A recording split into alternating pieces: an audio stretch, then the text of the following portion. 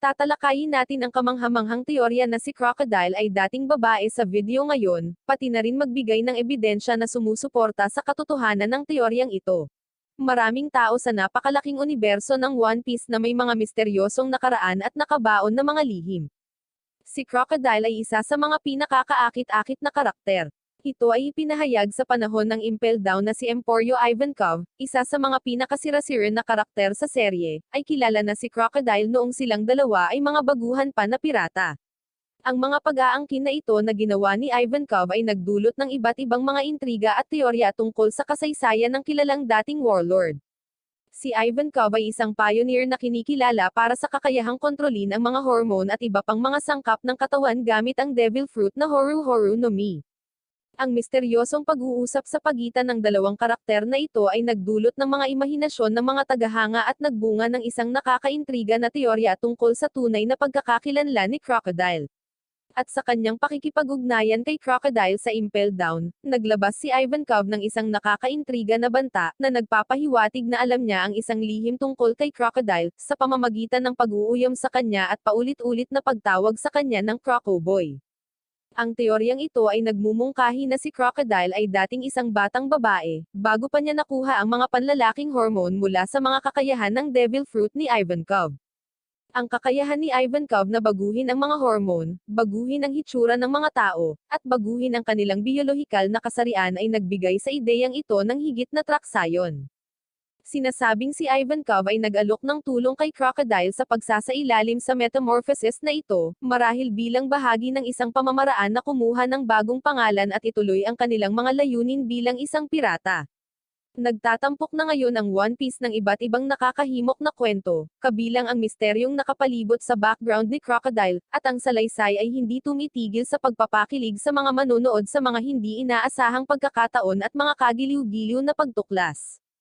Sa makatuwid, anuman ang pagkakakilanlan ni Crocodile o kung ano ang kanilang sikreto, ang mga tagahanga ay magpapatuloy sa teorya at tatalakayin ang paksa, na pinapakain ang kanilang walang humpay na interes sa gawa ni Eiichiro Oda. Sa maalab na One Piece fandom, maraming mga kamanghamanghang teorya ang lumitaw kamakailan sa pagsisikap na matuklasan ang tunay na pagkakakilanlan ng ina ni Luffy, ang pangunahing karakter ng serye. At kabilang sa mga pinaka-nakakaintriga at pinag-uusap ang hypothesis ay ang potensyal ng isang crocodile. Ang hypothesis ng mga tagahanga ng One Piece ay nakakuha ng traksayon bilang resulta ng dalawang pangunahing aspeto na nagpasimula ng query at ang konsepto sa unang lugar. Ang unang elemento ay ang kakulangan ng dating kaalaman tungkol sa ina ni Luffy at ang pahilig ng mga pahiwatig na maaaring isang babae si Crocodile. Ang agwat sa background ni Luffy, kung saan may kaunting mga pahiwatig tungkol sa kanyang ina at hindi pa namin nakita ang isang larawan niya, ay humantong sa teorya na maaaring si Crocodile ang kanyang ina.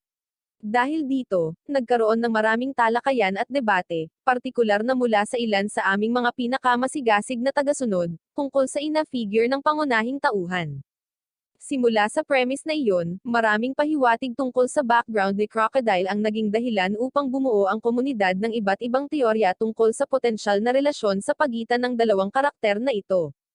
Ito ay kadalasan dahil mayroon na silang kasaysayan ng pagkadismaya noong Alabasta Arc na nag-ambag sa pag-iisip ng komunidad.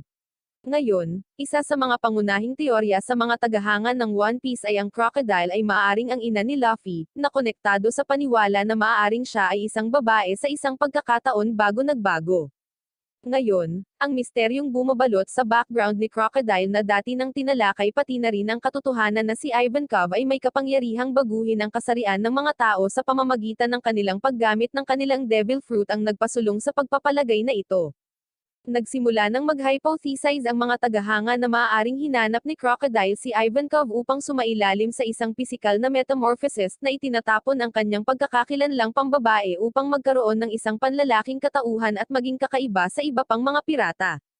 Gayunpaman, nagsimulang magkawatak-watak ang paniwalang ito nang lumabas ang mga imaheng pangpromosyon para sa One Piece Film Red, na nagpapakita ng isang hindi kilalang babae na dumuduyan kay Luffy noong siya ay maliit pa. Ang ideya na si Crocodile ay talagang ina ni Luffy ay pinawi ng larawang ito, na maaaring kumakatawan sa ina ng pangunahing tauhan. Sa pagpapakilala ng babaeng karakter na ito, nawala ang teorya na si Crocodile ang ina ni Luffy at mabilis na iniwan ng mga manunood. Sa kabila ng pag-urong na ito, mahalagang tandaan na ang ilang mga tagahanga ng One Piece ay maaaring ma-motivate pa rin na ituloy ang ideyang ito dahil sa potensyal na hitsura ng ina ni Luffy. Dahil hindi lubos na halata ang mukha ng ina ni Luffy, iniisip pa rin ng ilang tagahanga ang posibilidad na si Crocodile ang ina ni Luffy, at isa pa rin itong praktikal na teorya. Gaya ng nasabi ko na, maraming sikreto at misteryo sa One Piece universe, at ang Crocodile ay isa sa mga pinaka-misteryosong karakter na nagbibigay inspirasyon sa mga kawili-wiling teorya. Gayunpaman, sa ilang kamakailang mga pag-unlad sa manga, ang paniwala na si Crocodile ay isang babae ay muling napag-usapan. Tulad ng makikita mo, ang Crocodile ay pinalitan sa manga ng isang mas batang karakter na kilala bilang S-Croc o Seraphim Crocodile. Bukod pa rito, ang Seraphim na ito ay tila mas androgynous na ginagawang mahirap matukoy kung ang bersyon na ito ng kabataan ay lalaki o babae.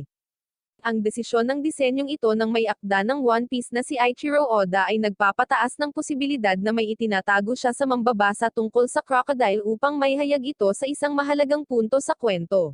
At nang makita namin ang hitsura ng Seraphim Crocodile na ito, talagang pinalakas nito ang paniwala na maaaring naging babae si Crocodile dahil ito ang aktwal na hitsura bago ang potensyal ng pagbabago sa kasarian.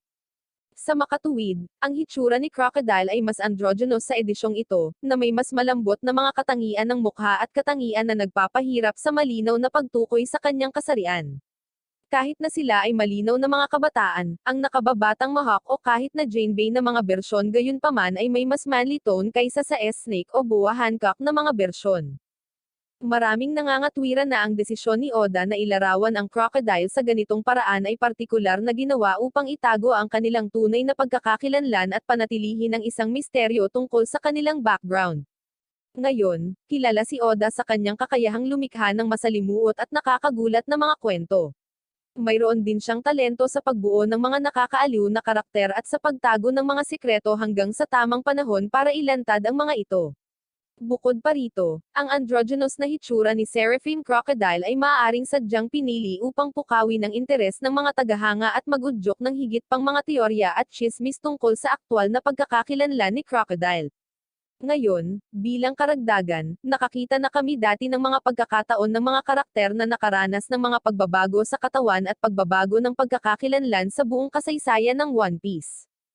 Halimbawa, may kakayahan si Emporio Ivankov na baguhin ang kasarian at hitsura ng isang tao sa pamamagitan ng pagmamanipula ng kanilang mga hormone.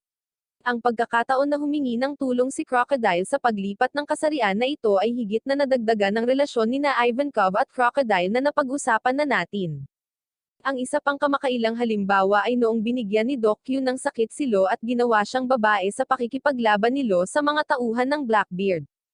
Sa lahat ng aspeto, mahalagang tandaan na ang paniwala na babae si Crocodile ay hindi pa nakakatanggap ng formal na kumpirmasyon. Batay sa mga visual na pahiwatig at napakabanayad na mga indikasyon na inaalok sa aming kwento, ang impormasyon na kilala at haka-haka ng tagahanga ay pinagbabatayan. Ang One Piece ay isang epikong kwento na may malalaking arco, komplikadong mga karakter, at isang storyline na puno ng mga twist at pagliko kung wala na. Bukod pa rito, ang pakikipagsapalaran ni Luffy at ng kanyang mga kaibigan ay isang walang katapusang pinagmumulan ng kaguluhan at pakikipagsapalaran.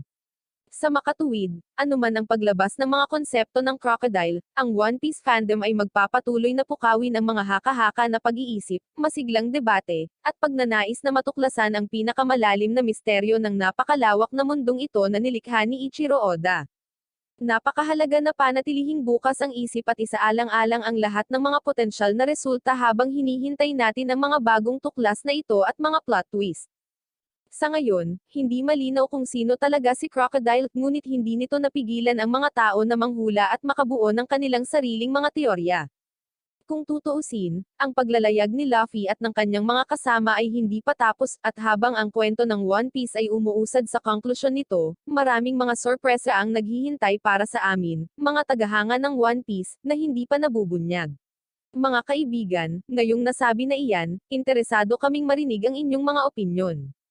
Ano sa palagay mo ang paniwala na ang isang crocodile ay dating umiral bilang isang babae, at ano sa palagay mo ang potensyal na siya ay ina ni Luffy? Ngayon, Ako ang unang aamin na may mga pagkakataon sa panahon ng Alabasta Arc at maging sa panahon ng Marineford na halos may sense of recognition o mas malalim na koneksyon sa pagitan ng Crocodile at Luffy na hindi talaga nabuo dahil lang sa Alabasta, halos parang may history sila.